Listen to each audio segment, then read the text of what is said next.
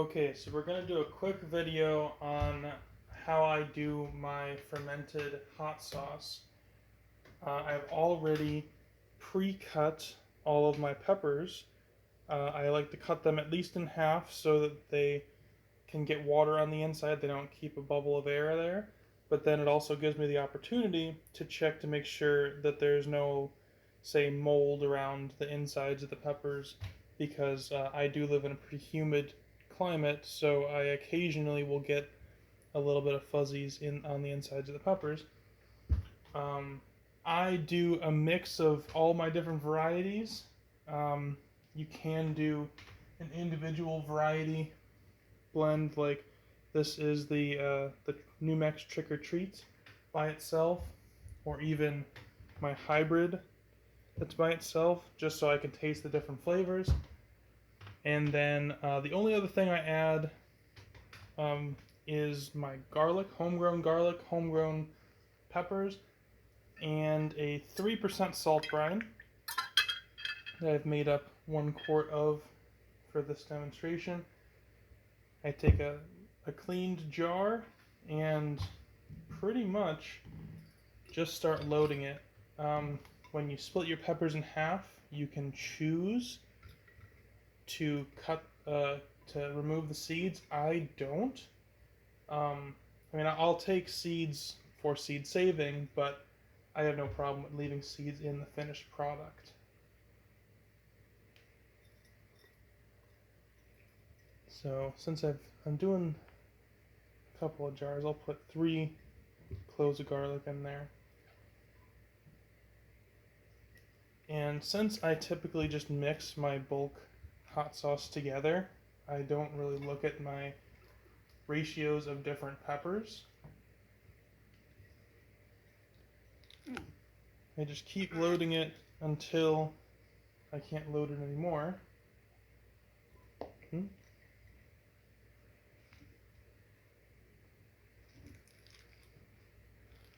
Push it down nice. Then I'll grab a glass fermentation wheat.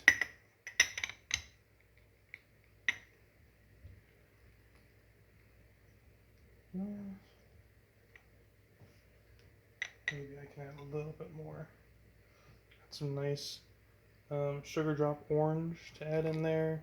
A lot of my hybrids in this batch.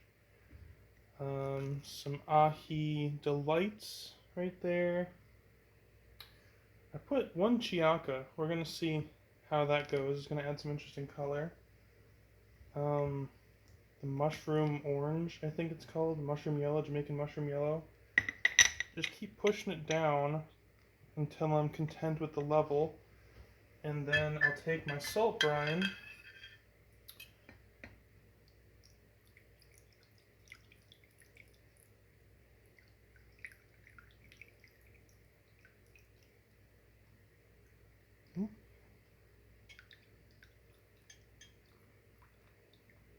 and try not to spill, even though it's going to.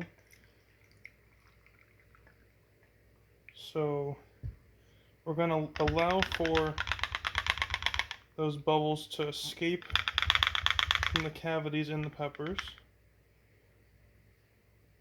And we're going to add enough brine to where the weight is maybe not fully submerged, but the weight should definitely be the major part. And actually, if I find that I can push it down enough, I may actually take some of that brine out just so when I add my airlock, this right here, I don't want the bottom of my airlock submerged in water because then the lock itself will get contaminated with brine, and I don't want that. But that is pretty much it. I'll check the liquid levels again in a little bit, make sure it's high enough. I'll probably have to add a little bit more. But other than making sure that all the fruit is below the water level, so that there's not fun little fuzzies growing on there. This is it. I leave this for 5 to 7 days to ferment, and then you get this right here. This one is just finishing, so I'm actually going to blend it up. The weight, the fermentation weight is right there.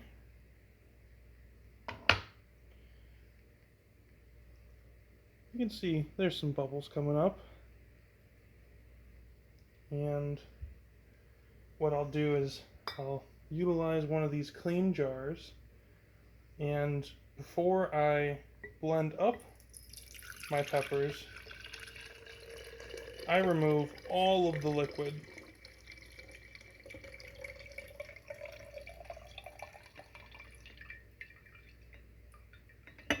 So that I can blend the peppers whole, and I set that liquid aside. Don't throw it away. We're going to use some of it. Not all of it, probably not. But we're going to blend up these whole peppers.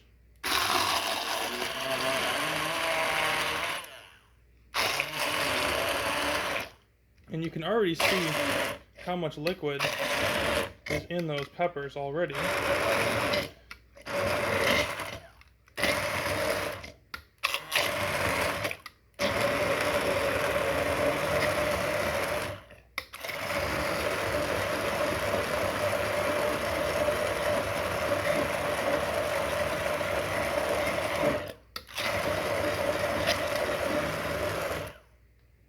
Look at that color. Oh, didn't like that. Okay, so it's a bit thick for me right now, so I will add some of my brine back. This also imbues a salty flavor and kind of balances everything out.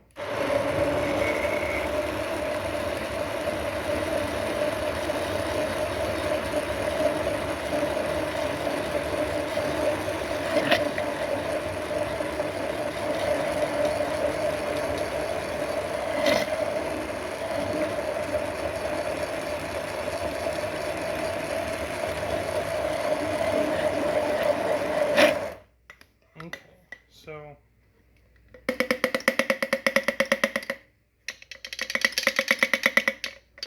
this is interesting. This is probably the most creamy that I've had a sauce, and that's because I used a lot of thick-walled peppers.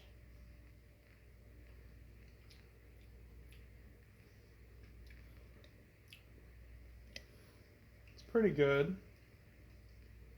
Now, this one, I didn't put any garlic in. So, eventually I will mix the other jars that have garlic in them. It's a pretty basic sauce. I will get the last ingredient for this, and I'll be right back.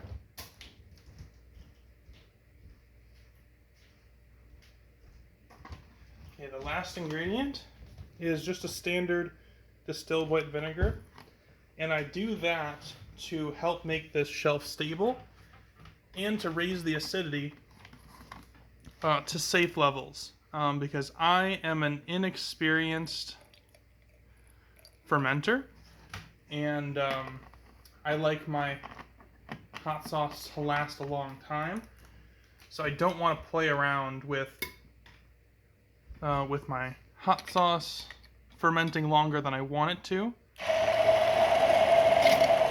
Although I have done that. I have played around with the fermentation, and I blended it like this, and just put it in a jar and allowed it to continue bubbling.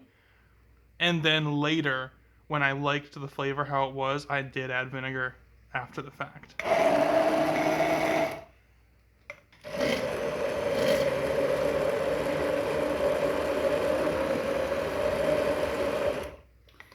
I do think that one of the other reasons why this is so incredibly thick is because there's a fair amount of like mole peppers that are peppers that are intended to be dried, and so it's got a savory complexity to it that it's pretty interesting. I'm not mad at it.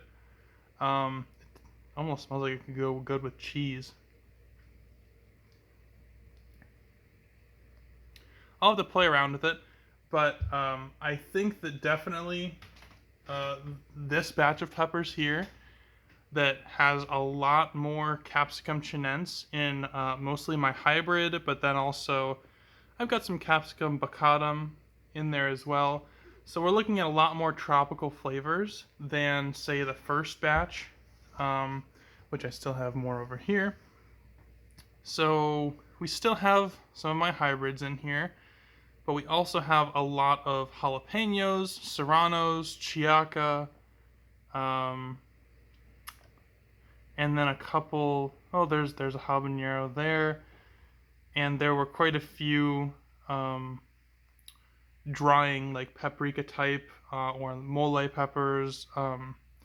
Most peppers for drying, so that definitely contributed to the darker color and the thicker texture.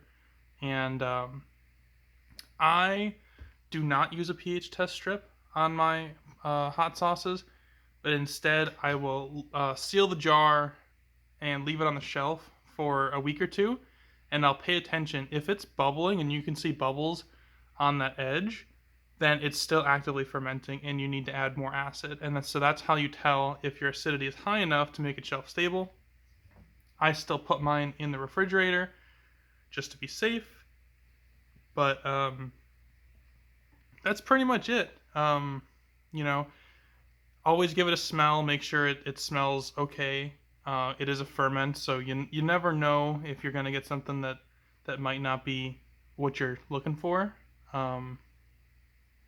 But yeah, that's pretty much what I do for my ferments, and I've been enjoying them. So I hope that you guys try that out.